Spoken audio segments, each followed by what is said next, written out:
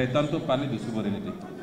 On ne peut pas imaginer une seconde que la France puisse avoir une monnaie qui ne lui appartienne pas véritablement. Aucun État digne de ce nom ne doit sous-traiter sa monnaie. Et en guise d'exemple, le général de Gaulle, qu'il avait si bien compris qu'à la veille du débarquement de Normandie, lorsque Winston Churchill lui fit part de l'intention des Américains d'imposer à la France, après la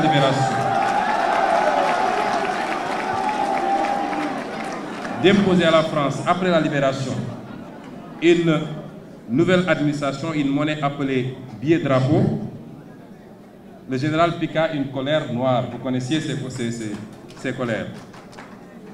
Allez, faites la guerre avec votre fausse monnaie, rétorqua-t-il.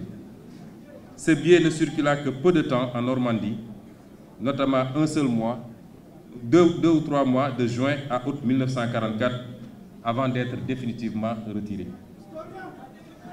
Voici ce que nous en disions sur la question monétaire dans notre ouvrage intitulé « Solutions pour un Sénégal nouveau ». Je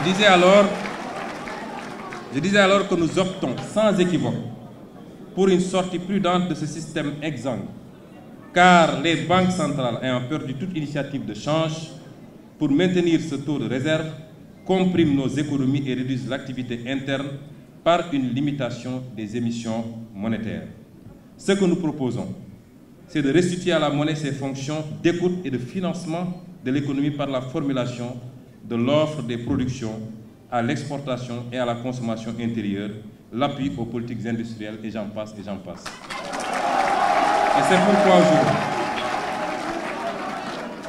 Et c'est pourquoi aujourd'hui, dans notre option de renforcer notre marché financier national par divers leviers, parmi lesquels des investisseurs étrangers qui acceptent de combler notre déficit d'épargne pour partie en monnaie locale. Imaginez-vous que les pays africains s'endettent en devises étrangères et donc sont exposés aux fluctuations du marché. Aucun pays africain presque ne peut s'endetter en devises locales.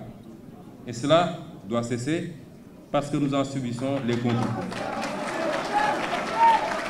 Et ce que nous voulons également, c'est une monnaie flexible, arrimée au moins à deux devises, à même d'aider à amortir les chocs exogènes et accompagner notre compétitivité à l'exportation.